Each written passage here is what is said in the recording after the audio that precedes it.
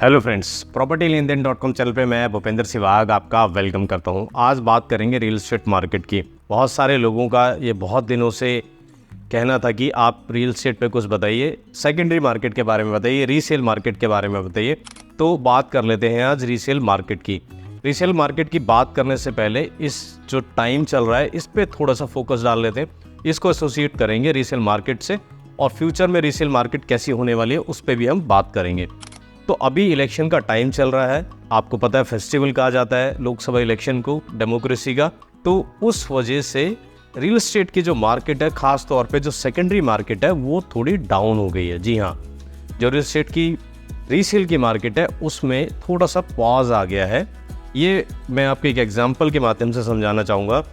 2-4 ऐसे प्रोजेक्ट हैं गुड़गांव में, अंडर कंस्ट्रक्शन भी हैं, रेडी टू मूव भी हैं। इन प्रोजेक्ट्स में अगर कोई इन्वेंट्री आ जाती थी तो वो 2 से 3 दिन में वो बिक जाती थी। बट आज हालत ये हो गई है, ऐसे जो टॉप नॉच प्रोजेक्ट हैं उनकी इन्वेंट्री एक व्हाट्सएप ग्रुप से दूसरे व्हाट्सएप ग्रुप में ब्रोकर, हमारी फ्रेटर्निटी के लोग इधर उधर डाल रहे हैं, लेकिन कहीं भी उनको कोई रिजल्ट आता हुआ नहीं दिखाई दे रहा है। इतना ही नहीं, कुछ लोग तो आज से 6 महीने पहले किसी प्रॉपर्टी के मान लीजिए 2 करोड़ मांगते थे, आज वो उस प्रॉपर्टी को 1.5 करोड़ में ही बेचने को तैयार हैं। तो रीसेल मार्केट में थोड़ा स्लो डाउन आ गया। आप सब लोगों को पता होगा रीसेल की मार्केट किस कंपोनेंट पे चलती है, मुझे बताने की ज़रूरत नहीं है, आप इतने समझदार हैं। वो कंपोनेंट इलेक्शन के टाइम पे इलेक्शन की तरफ डाइवर्ट हो चुका है, तो उसको वापस रियल एस्टेट पे आने में टाइम लगेगा। तो इस कंडीशन में आपको क्या करना चाहिए, ये मैं इन्वेस्टर्स की बात कर रहा हूँ कि इन्वेस्टर्स थोड़ा स्लो हो गया है रियल एस्टेट में, सेकेंडरी मार्केट में चीज़ें बाय करने में। लेकिन यहीं से एक अपॉर्चुनिटी खुलती है एंड यूज़र के लिए। वो क्या अपॉर्चुनिटी है, उसी अपॉर्चुनिटी पे इस वीडियो में मैं आगे बात करने जा रहा हूँ। थोड़ा ध्यान से सुनिएगा, आपके काम की चीज़ ये मैं बताने जा रहा हूँ। जैसा कि मैंने आपको बताया, रीसेल की मार्केट थोड़ी स्लो डाउन हो गया है, प्राइस पॉइंट पे थोड़ा पॉज आ गया है। तो एंड यूज़र आप हैं, जो आप में से ज़्यादातर लोग जिस वीडियो को देख रहे हैं, आपके लिए एक बहुत अच्छी अपॉर्चुनिटी है। आप इस टाइम पे प्रॉपर्टी बाय कर सकते हैं। मैं इलेक्शन की बात, सिर्फ लोकसभा इलेक्शन की बात नहीं कर रहा। 4 जून को इसका रिजल्ट डिक्लेयर हो जाएगा। आज हम अप्रैल में हैं, अप्रैल के लास्ट में हैं, तो मई का पूरा महीना है। फिर उसके बाद हरियाणा स्टेट में गुड़गांव पड़ता है, तो हरियाणा स्टेट का भी इलेक्शन है, वो अक्टूबर में जाके ड्यू है।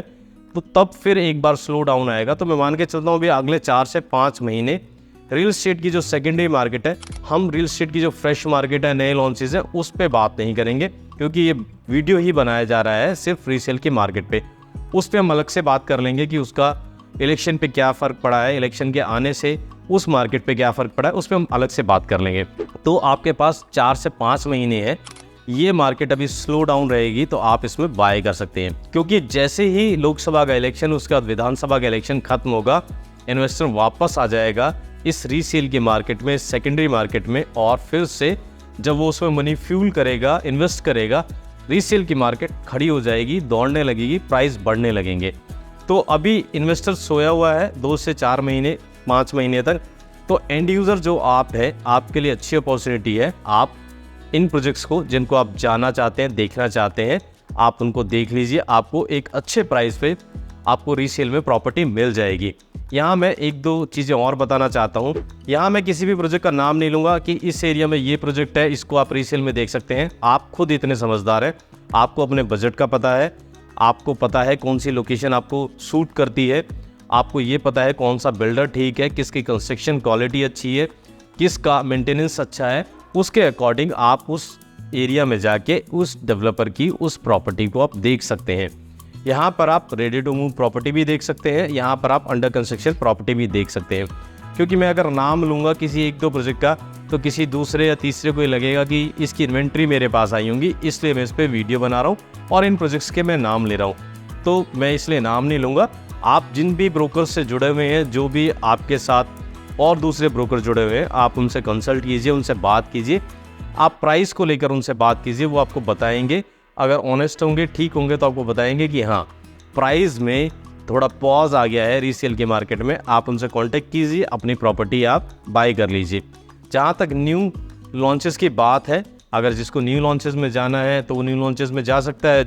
और इसमें एक चीज़ और मैं कहना चाहता हूँ कि आप कोई भी प्रॉपर्टी खरीद रहे हो तो अपना ड्यू डिलिजेंस ज़रूर कर लें, आप सारे डॉक्यूमेंट्स चेक कर लें, उसके बाद आप प्रॉपर्टी बाय कर सकते हैं।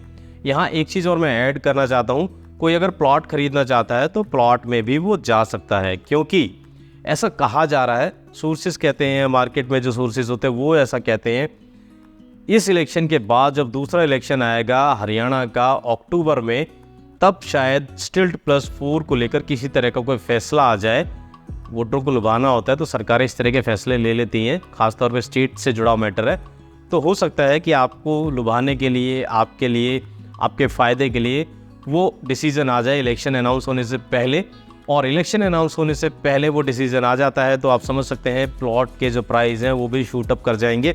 तो अगर आप रीसेल की मार्केट में कोई प्लॉट ढूंढ रहे हैं तो प्लॉट भी आप बाय कर सकते हैं।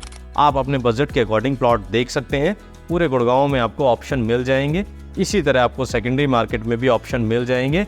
तो आप इस चीज़ का इंतज़ार बिल्कुल मत कीजिए कि इलेक्शन चला जाएगा, उसके बाद प्रॉपर्टी के प्राइस डाउन चले जाएंगे, फिर मैं निकलूँगा और मैं प्रॉपर्टी बाय करूँगा, मेरे पास ऑप्शन ही ऑप्शन होंगे। तो अभी ऑप्शन आपके पास इतने ज़्यादा नहीं होंगे। ये जो मैंने आपको टेम्पलेट दिया है, ये जो मैंने आपको बताया है सेकेंडरी मार्केट के बारे में, ये एग्जाम्पल के तौर पे मैंने गुड़गांव लेके बताया है, बट आप मान के चलिए पैन इंडिया इसी तरह का रियल एस्टेट का सेकेंडरी का मार्केट है, जो रीसेल का जो मार्केट है वो इसी तरह अभी वर्क कर रहा है, वो इसी तरह स्लो डाउन फेस कर रहा है। मेरी कई शहरों में बात हुई, दूसरे स्ट्रीट में लोगों से बात हुई, वहाँ पे मुझे जो डेटा मिला, जो इनपुट मिला, उसके बेस पे मैं ये कह रहा हूँ कि अभी दूसरे शहरों में भी ये जो मार्केट है रीसेल की थोड़ी स्लो है। तो सिर्फ आप गुड़गांव से नहीं, आप मुंबई में हैं, आप बेंगलोर में हैं, आप नोएडा में हैं, गाज़ियाबाद में है, पंचकुला में है, चंडीगढ़ में है, लखनऊ में है, भोपाल में है, आप कहीं भी हैं, आप निकलिए। आप रेडी टू मूव प्रॉपर्टी या अंडर कंस्ट्रक्शन प्रॉपर्टी बाय करना चाहते हैं, आप सर्च कर लीजिए, आपको यहाँ पर चीज़ें अभी ठीक रेट पर मिल जाएंगी।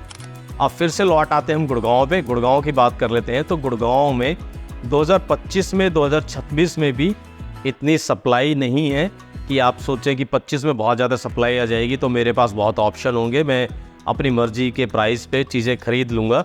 मैं 2024 के स्टार्ट में आपको एक वीडियो बना चुका था, बता दिया था कि 2024 में बहुत ज़्यादा सप्लाई नहीं है और 2025 और 26 तक भी आपको बहुत ज़्यादा इस तरह की सप्लाई देखने को नहीं मिलेगी। हाँ, जो प्रोजेक्ट्स लॉन्च हुए हैं पिछले 1 साल 2 साल में, तो उनकी जो सप्लाई है वो अगले आपको 27 में जाके देखने को मिलेगी। 27 में आपके पास ऑप्शन होंगे।